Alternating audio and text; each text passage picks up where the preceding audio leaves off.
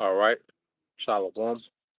First and foremost, I'd like to give all praise and glory unto Yahweh, Bahashem, Yahweh Shah, Bahashem, Kakodash. Double honors unto the apostles and the elders of GMS who rule well, teach well, being great examples towards younger brothers. And peace and blessing, salutations to the hopeful elect out there pushing his word in truth and in sincerity across the four winds in the name of Yahweh, Bahashem, Yahweh Shah, pushing to get up out of here. Shalom to the hopeful elect, the believers, the listeners whom have came back to obedience, all right, of the scriptures through faith in Yahweh Bashim Al Shai. All right. And what I want to get into today, is going into the age of Yahweh Shai. And this is what we're entering into, the age of Yahweh Shai. All right. Because when you go to the account in John the 18th chapter, Yahweh Shai was having a dialogue with Pilate, and he said, and he responded to Pilate in a particular way, letting Pilate know that, look, my kingdom is not of this world. All right. And I want to get that because this what we was raised up in was the age of the wicked. This is the age we was born in. That's why, the more wicked, the more, all right, the less morals you had, the more immoral you were, you prospered in this world because this is the age of the wicked. But what we're witnessing is a transition. And this is why you see the Lord sent his spirit to the earth to prepare the earth for Yahweh, man. You know, this is what the prophets are doing, is preparing the way, is heralding the way for Yahweh. Okay? Now I want to get that in St. John 18:36. It says, Yahweh answer, my kingdom is not of this world. All right. So you get this word kingdom. Okay. And when you talk to that world, is going into this age. Okay. The Yahweh kingdom wasn't of that age. All right. During Edom, Rome. Okay. That wasn't the age of his kingdom. All right. There still was prophecies that had to play out. We still had to go into captivity. There was things in Deuteronomy, all right, 28 that had to play out. We had to be scattered, serve other gods, in all these different places that we was taken away captive. Okay. There was things that had to play out. Okay. Esau had to come back in power, their wound had to be healed, on the dragon, which is the Renaissance, okay, the rebirth of pagan Rome in the form of EU, all right, America and NATO, being the military branch. So those things had to happen. So Yahweh Shah was telling Pilate, my kingdom is not of this world, which is to say, my kingdom ain't of this age. Okay. Now you go into that word kingdom in the Greek, and it's Basileia. Basileia. Basileia. All right, Basileia. All right. It said royal power, kingship, dominion, rule. It says a kingdom, the territory subject to the rule of a king. So Yahweh Shah knew it wasn't his time to reign. Okay? It wasn't his time to reign. So he was telling Pilate, look, my kingdom, my rulership is not of this age. Okay? But what are we doing? We are right at the doorsteps of the age of Yahweh Shah. We're at the doorsteps now. Okay? Because this was happened over 2,000 years ago. All right.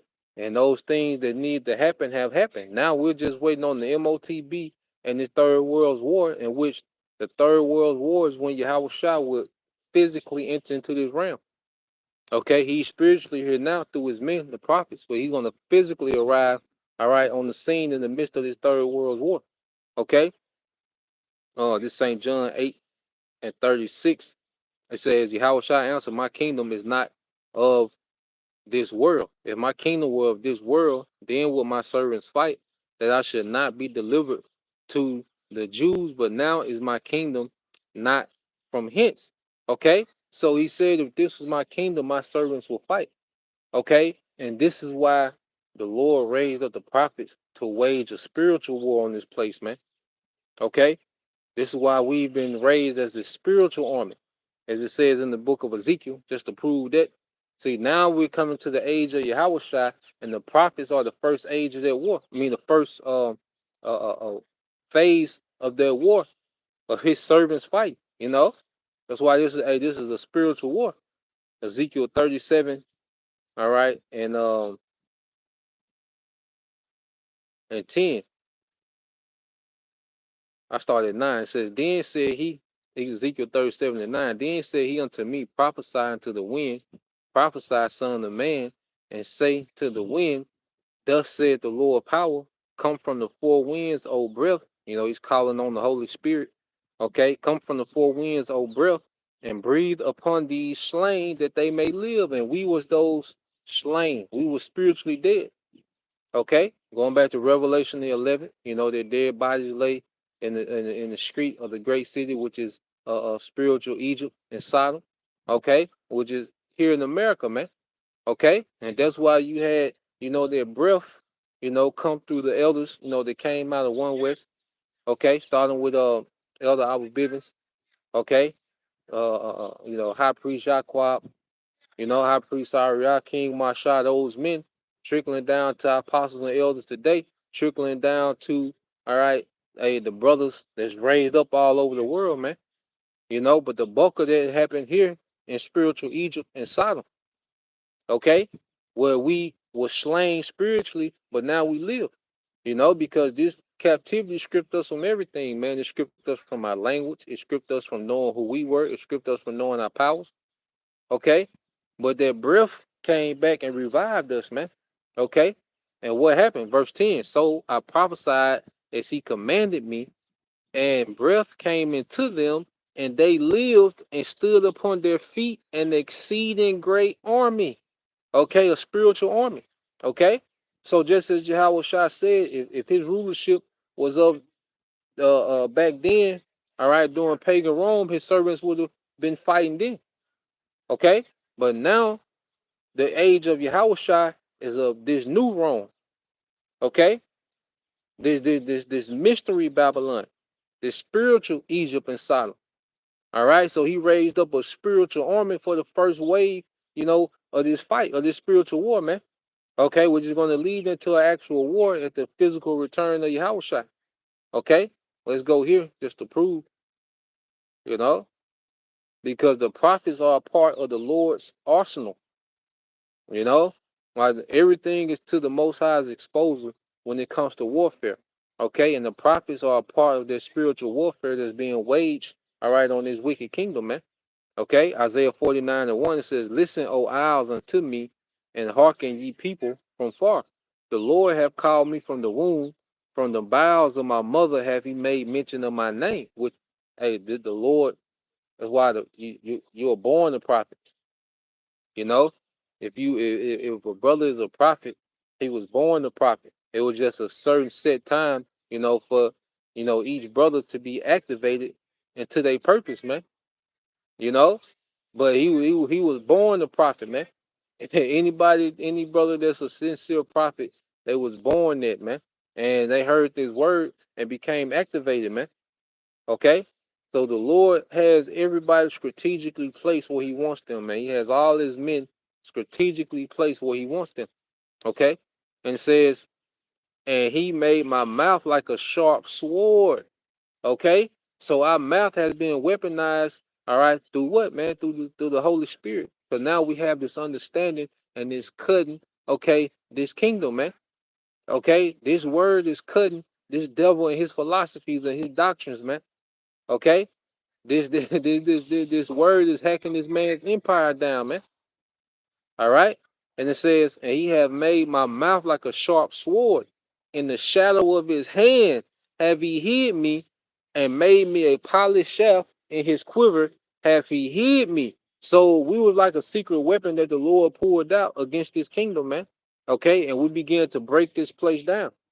Okay, through this word, man. Just pushing this word, is doing major damage to this man's kingdom to the point to where he wants to ban the Bible. Okay, he wants to make everything outside of his narrative hate speech. You know, that's the damage that's being done by this word. This devil is reacting to this word. Okay, let's get that in oh yeah, First Corinthians, no, Second Corinthians. All right, and we're getting in NLT too.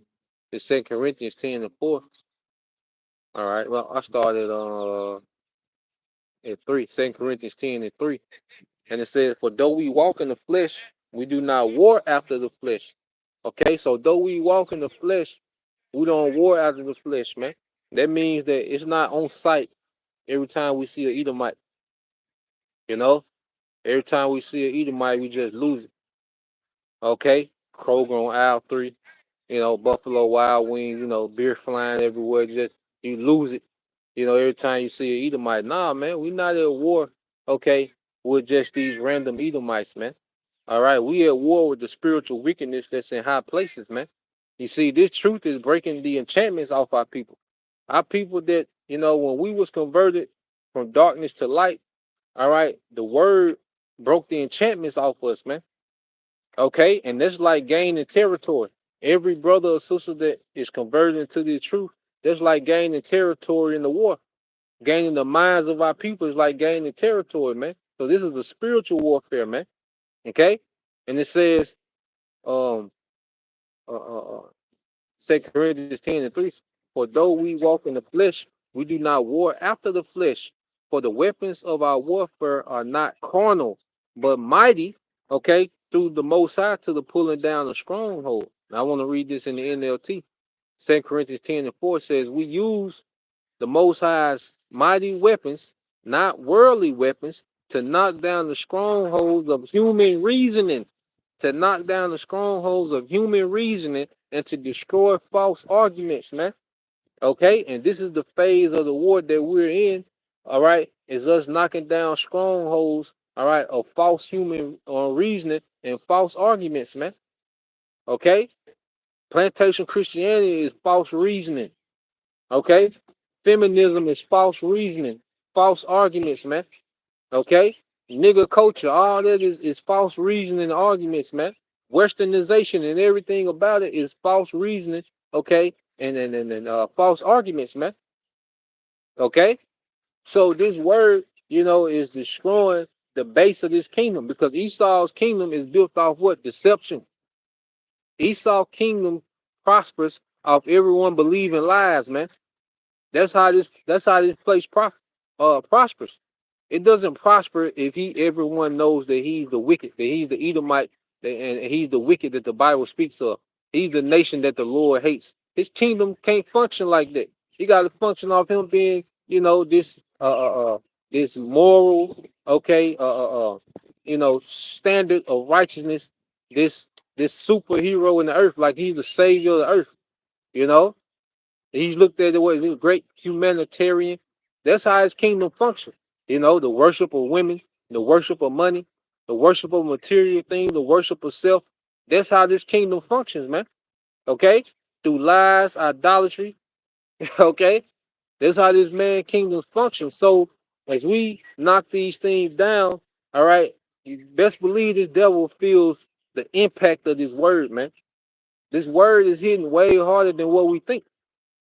You know, it's doing damage, beyond, what we can think, man. And that's why the Lord is dealing with sound doctrine, man, teaching, man. That's why it's so convenient for us to teach this word because it's efficient, man. And this is the beginning of his servants fighting, man. Okay, so let's go there. Let's go from there. Let's get that in some rock.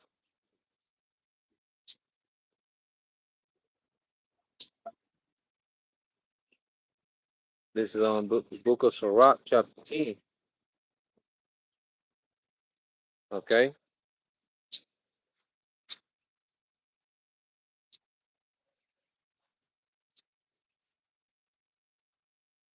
I started I started 2. This is Sirach 10 and 2. And it says that the judge of the people is himself, so are his officers, and what manner of man the ruler of the city is, such are all they that dwell therein. And this is why, under the rulership of Esau, it's a very deceptive, okay, it's a very grimy, all right, cutthroat kingdom. You know, it's a proud, narcissistic, alphabet friendly, lewd kingdom. All right. And ultimately under Esau Edom, this man has the mentality of the earth and anti-Messiah. That's why scriptures say that there are many anti-Messiahs, man. Okay, because under this man's rulership, he pretty much has the world in the all-out rebellion against righteousness, man. In the all-out rebellion against the Most High and His Son. You see? So if the rulers are anti-Messiah, the subjects are going to be anti-Messiah. Okay? And this is why Yahweh Shai, prayed for us in St. John the 17th chapter, and he said, what? We are not of this world. You know, he said, look, they ain't of this world, just like I ain't of this world. Because we've been separated from this society, man. So we're not under, okay, the authority, okay, and the influence of darkness anymore, man. To where it has you in it has you, the darkness of this world has you as anti-Messiah. You know, if you're influenced by this world by default, you're anti-Messiah. Okay, but we've been separated from that darkness, man. We've been pulled out of that darkness into this light, man. Okay, and to where now we begin, all right, to start fighting in the spirit for the age of Yahushua. When we teach this word, we're forwarding the age of Yahushua, the rulership of Yahushua that's to come. When we go into these lessons, it's prepping the elect, all right, for the age and the rulership of Yahushua, man. That's our main duty, man. To prophesy, to warn, because as we're warning about the destruction that Yahushua is bringing. you know, so everything is geared towards prepping the elect for the age, the rulership of Yahushua, man. I think a brother, I'm gonna keep reading in that. I think a brother ain't got that definition for the age I want to get. All right, yep, this the brother Corner Watt. All right, GMS, pray always hope for elect. All right, it says age, a period of time marked by distinctive characteristics, all right, achievement or figure. Okay, that's why you have what the Renaissance period.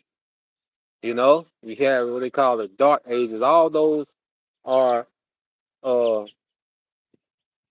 are uh all those are different time frames that mark, okay, a certain characteristic. That had influence in the earth. You know, when you go into that, you have what they call antiquity. Okay, when you go back into the BC era, you know, you have the age of Rome, the age of the Greeks, the age of the Babylonians, the dynasties of Egypt. All those mark a particular age and where a particular, all right, people was ruling, and you had particular things going on. Okay, like even on a small level, you had the 20s, up there in Harlem, you had what they call the Harlem Renaissance. When Jake was heavy into music and art and different things. Okay, they call it the Harlem Renaissance. Okay, you see. So your age, okay, represents a characteristic of a time period. And we're coming in the age of Yahushua, in which the earth is going to be ruled in perfect righteousness under Yahushua, man. Okay? And the elect of Israel, man, beginning with those first fruits, those 144,000. Okay? Now, let's go and read. This is Sirach 10 and 4. And it says, the power of the earth is in the hand of the Lord, and in due time he will set over it one that is profitable, man. And that one that is profitable is Yahweh Shai. You know, Yahweh Shai, his rulership, okay, is going to benefit the earth. It's going to benefit all life in the earth.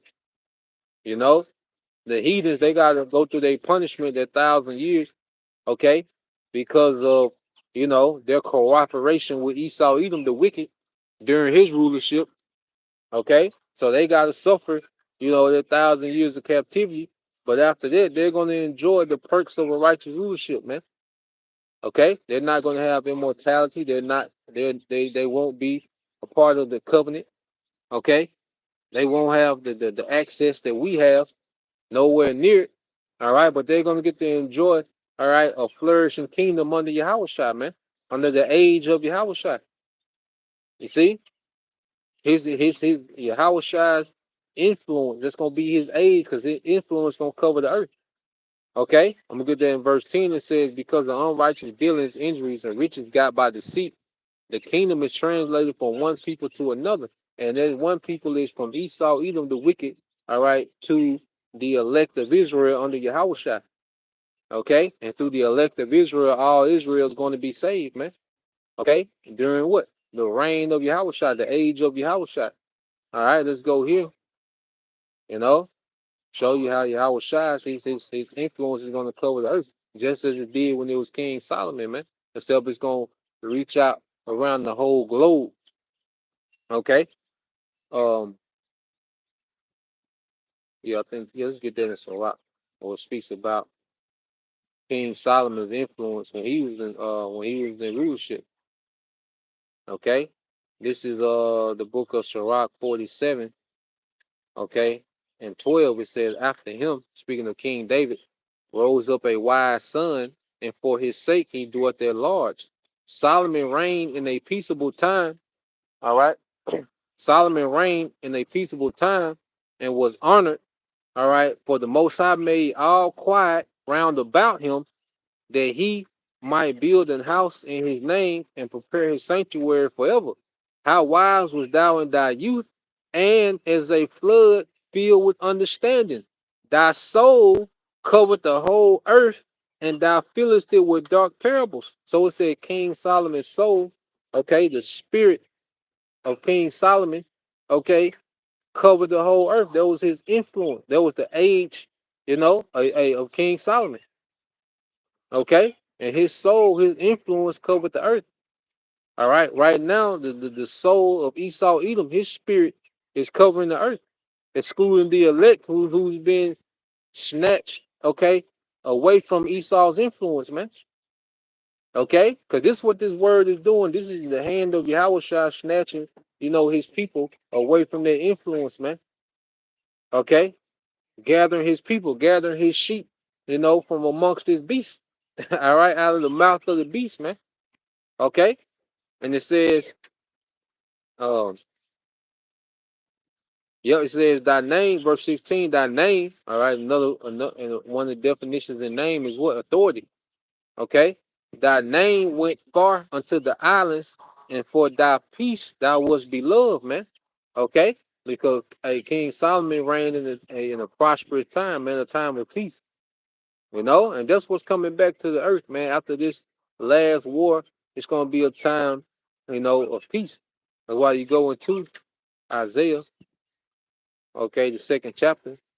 All right, Isaiah 2:1, it says, and it shall come to pass in the last days that the mountains of the Lord's house shall be established in the top of the mountains, and shall be exalted above the hills, above all nations shall, it says, and all nations shall flow into it. So this is Israel being, okay, the overlords. The men of Israel are going to be the overlords of all these nations, man. Okay? All these nations are going to have to check in, all right, to what? The government of Israel. You see? This is what the Lord has. This is going to be the age of Yahushua. And Yahushua is going to set up his joint heirs throughout the earth, man. Okay? And every nation, all right, is going to have to go through, all right, the government of Israel, man. Okay? And it says, reading on, it says, and many people shall go and say, come, ye, and let us go up to the mountain, all right, the government of the Lord, Yahweh Bashim Shah, to the house of the power of Jacob, and he will teach us his ways, and we will walk in his paths. For out of Zion shall go forth the law and the word of the Lord, Yahweh Bashim Shah, from Jerusalem. And you go into this word, you know, just like these heathens, they got to check in, these UN meetings, these different summits. That's them checking in to Esau. Geneva conventions, that's these heathens checking in to Esau, man. Okay? But in the kingdom, they're going to have to check in, all right, with Yahweh Shai and the governing body of Israel, man. Okay? And they're going to come every year, okay? Hey, to get their briefing. They gonna get our expectations, what we expect. When these heathens come check in, we gonna tell them what we expect. When they go back to their lands, we gonna tell them what we expect, man. Okay, we're gonna be laying down law. All right, this is Isaiah 2 and 3, and this is the word ways. Okay, you go into the word ways in the Hebrew, which is the rock. All right, so they said let's learn the way of the Lord. Okay, and you go into the word the rock for way. It goes into manner, habit, a way, a course of life, of moral character. Okay, so we're going to be, with Yahushua during the age of Yahushua, establishing, okay, the morals in the earth through the law. We're going to be establishing, all right, the expectations of righteousness in the earth, man. Under the age of Yahushua, and we're in the transition of it, man. That's why you see war brewing. That's why you see all these nations going digital. Okay, Elder Apostle Al Remlot was going into the digital nations. I think they DN. I don't know what the last number.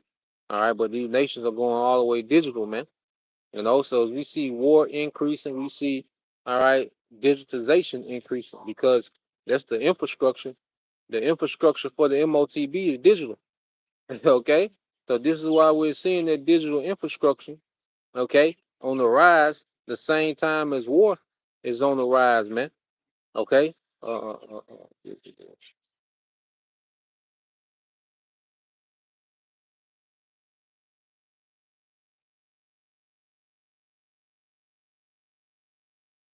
All right, so you go into digital nations. It said the digital nations, or DN, is a collaborative network of the world's leading digital governments with a common goal of harnessing digital technology to improve citizen lives, man. Okay, to improve citizen lives. All right, so you go into digital nations. Okay, that's pretty much the infrastructure for the MOTB. All right, and these governments are taking on these digital infrastructures, so they can be transferred into this new economy that the devil wants to roll out. But guess what? All this is leading to the age of Yahushua, because it's gonna fail. Okay, well, Esau think he gonna emerge out of the ashes of this third world's war. Nah, man, you gonna fail. Okay, and you get these two, you know. So everything is leading. All right, everything is happening that we need to happen, to usher in the age of Yahushua, man, the MOTB, and this third world war. Okay, Job 5:12 said he disappointed the devices of the crafty, so that their hands cannot perform their enterprise, man. Okay, so the enterprise that these devils have in mind, is them, you know, making the earth digital, putting the sea hip, in the remainders, because Esau, he plans to do a lot of depopulation. All right. He plans on doing a lot of deletions, you know, sacrificing the Satan. Okay.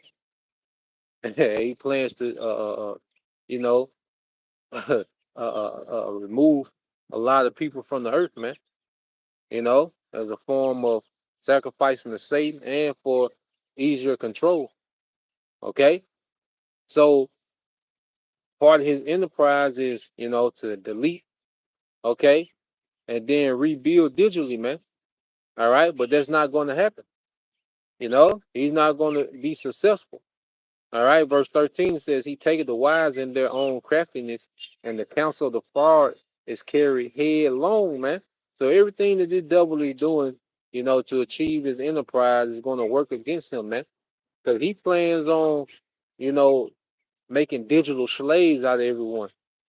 Okay, this is what they talking about.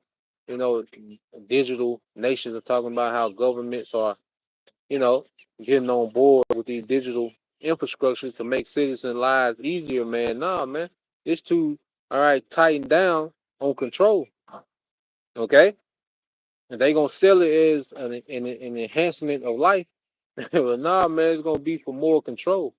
Okay, but everything that this devil is doing, to get more control, all right, is gonna be the terms and where he lose control, man. Okay, and this is what we're seeing real time. Okay, so let's go here.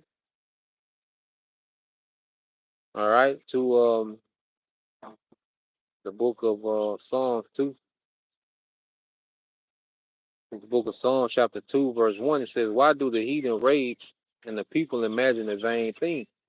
The kings of the earth set themselves, and the rulers take counsel together against the Lord and against his anointed one, saying, Let us break their bands asunder and cast away their cords from us." So this is the devil's plotting on this NWO. They think they're going to do away, with all the prophets and all the believers, anyone that identified as an Israelite, okay, that's not a small hat, all right. They think they're going to, do away with the Bible and just, do their own thing. This is what they want to do. They want a kingdom ran directly, okay, under Satan, man. Okay, they want a kingdom full of Satanists, man. Okay, where people worship the so-called white man and his technology, man. This is what this devil is presenting to the earth, but he's presenting in a way of of advancement, convenience, upgrade. Okay? Verse 4 says, He that sitteth in the heaven shall laugh, and the Lord shall have them in derision. Then shall he speak unto them in his wrath. So the Lord this is a joke what these heathens are doing. Because the Lord knows that the Heavenly Father knows that all right, he's going to establish YAHAWASHI in the earth, the kingdom of his son. Sit thou at thy right hand till I make thy enemies thy footstool. Okay? YAHAWASHI, I mean the Heavenly Father Yahweh knows that he's going to make all these heathens the footstool for his son. Okay, so this is a joke what these devils are doing, man. Okay, um, verse 5: Then shall he speak unto them in his wrath and vex them in his sore displeasure. Yet have I set my king upon my holy hill of Zion, and that's YAHAWASHI. So the Heavenly Father is going to usher in the age of YAHAWASHI, and Lord willing, we endure. Hey, we play a part in that, man. That's why there's no greater honor and privilege than to be one of Yahawashi's men on the front line to usher in the age of Yahawashi, man. There's no greater honor or privilege that the Israelite man can have, you know? Hey, because even, the bitterness and the discomforts and the hatred and the persecution that comes with it, it's worth it. It's beyond worth it, man. And the more we have faith, hey, the less those things even matter, man. So I want to go here and we'll end it here, man. Revelation 11. Okay, I want to just give a quick briefing too of what's going on. All right. Um, this is Revelation 11 and 14. It said the second woe was past, and the third, and behold, the third woe coming quickly, man, which is third world's war. The second world war has passed. Okay. Now we at the doorsteps of the third world war, third world's war. And what's going to be the outcome of this third world's war? And the seven angels sounded, and there were great voices in heaven saying, The kingdom of this world, the kingdoms of this world, the rulerships of this world are become the kingdoms of our Lord, and and of his anointed, and he shall reign forever and ever. So the the outcome of this third world's war is the beginning of the age of Yahushua. Okay, that's what this war is leading to, and that's why we track these things down. Man. That's why we pay attention, to war. So basically, dealing with what's going on over there in that region. Just a quick briefing. All right, so we had Iran did a strike on the land of Israel. All right, on military. all right, infrastructure in the land of Israel. Now, what's been going on is you had the West, okay, America, certain EU nations giving these Israelis money and weapons, to fight in their region. And basically, the Israelis just been fighting against Iranian proxy military. They haven't been fighting directly with Iran. Okay, all right. But what these small heads want is for to pin America against Iran. So they've been poking at Iran, killing certain, top officials and certain scientists of Iran. Okay, and the last straw, all right, that made Iran directly respond is when they attacked their consulate, okay, in Syria and Damascus, okay, which those things are supposed to be, you know, um, they supposed to be neutral, all right, during war. You're not supposed to attack, you know, those consulates or those embassies, you know, in time of war. All right, those things are supposed to be, neutral. Okay, so they did that, and they killed particular, top officials of Iran. I believe they was aiming for the um the ambassador of Iran. Okay, that's who they wanted, but he wasn't there. Okay, so Iran, what they did, that strike we seen with Iran. Okay, what they did was because what Iran wanted to do, because they let America and those EU nations know that they was finna get at your boy Uncle Benny. So they let America and the EU nations know like we gonna get at your boy. Okay. And what they did was they gave America and those EU nations, and then they told, all right, the IDF. So they gave them time to start moving assets out the way. They gave them time to set up missile defense system, to set up aircrafts, to go intercept the incoming barrage. Okay, and that's what Iran wanted. All right, because also what Iran did, they was able to gather intelligence of what type of missile defense that the Israelis, America, and these EU nations got in place. You know, so they gave them, all right, intel. All right, they was able to gather intel on their strike as well. So what happened? All right, you have these drones called the Shiite drones. All right, they cheap, they slow, okay, and they pretty much suicide drones, and Iran sent, you know, um, a few hundred of them, knowing that they will get intercepted by, all right, the missile defense of the Iron Dome and also the uh, American EU aircraft, okay, and those Patriot systems. So they already knew that they was gonna be intercepted. And if one get through, cool, that's great. But they knew they was gonna be intercepted. But what that does is, that overwhelms your defense system.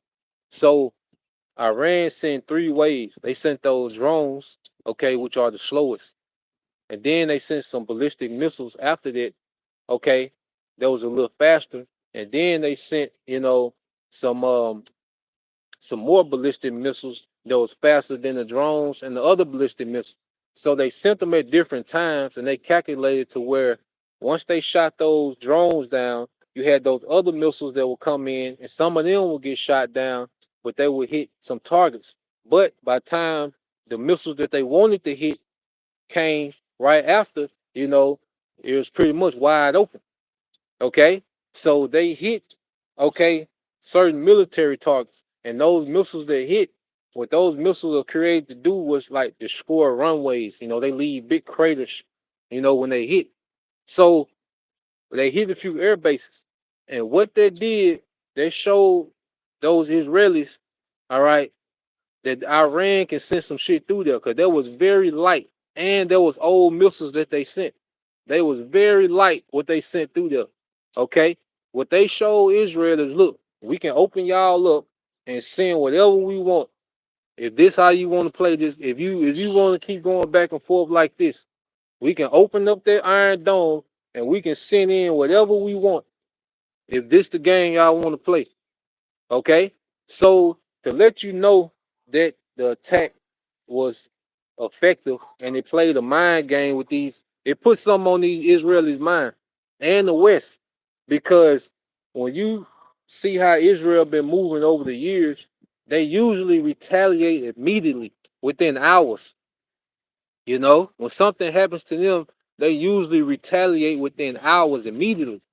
Okay, but after this strike, what you had is uh, Benjamin Netanyahu arguing with the general arguing with the commander. You know, like now they in council arguing.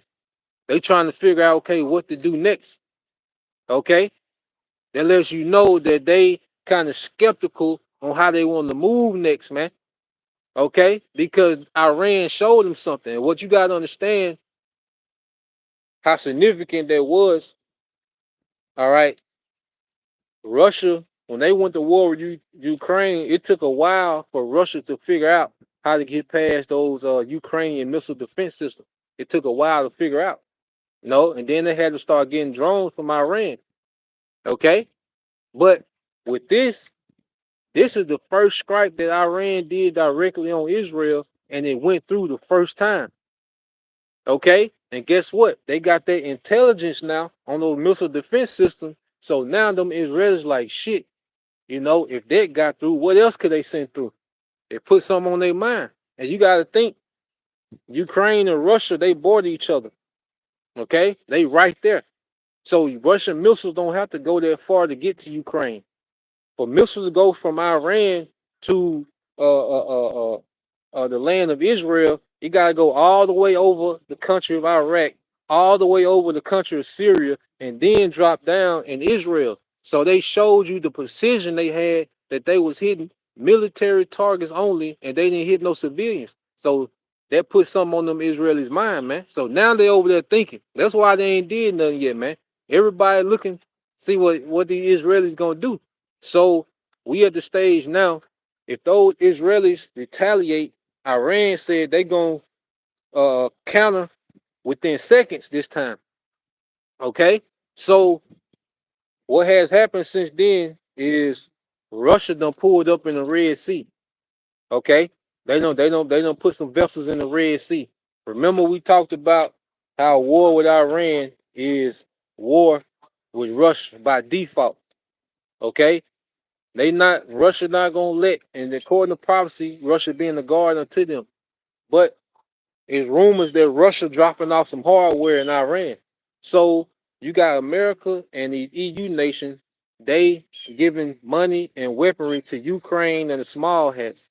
But now what's happening is Russia is starting to weaponize Iran even more. Okay, and China, you know, is giving military parts, okay, and certain resources to Iran because they both use Iran for their energy sector of their society, man. Okay, so you got American EU putting money and resources and military equipment into the Israelis and Ukraine. All right, but then you have Russia and China pouring, all right, their hardware and their resources into Iran. So what we can see, we probably could see a major back and forth between Iran and Israel, depending on how what these small hats do.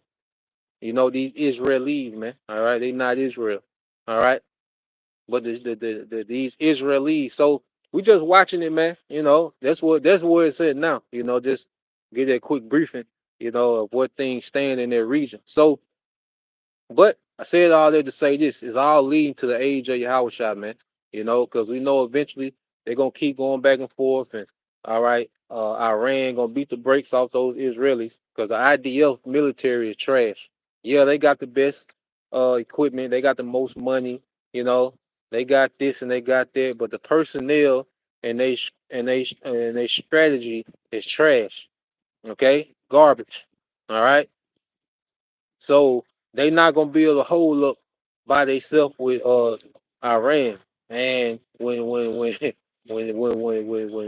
Israelis start, okay, getting the brakes beat off of them, getting the top toe out their head by Iran, America is going to have to jump in, and if Russia going to immediately jump in, China going to immediately jump in. Okay, so it's a build up to it. All right, you say this weekend, okay, but we're in the build up, and we know other prophecies have to play out as well. But this is where we at with their war, and I pray that made sense. I tried to make it concise as possible, man, straight to the point. But Lord will you brothers, all right, and you sisters was edified once again, and give all praise, honor, and glory unto Yahweh, by Hashem, Yahushua, by Hashem, Kakadash, and double honors unto the apostles and the elders of GMS, who rule well, teach well, being great example to all his younger brothers, and peace and blessings, salutations to the whole elect. Shalom.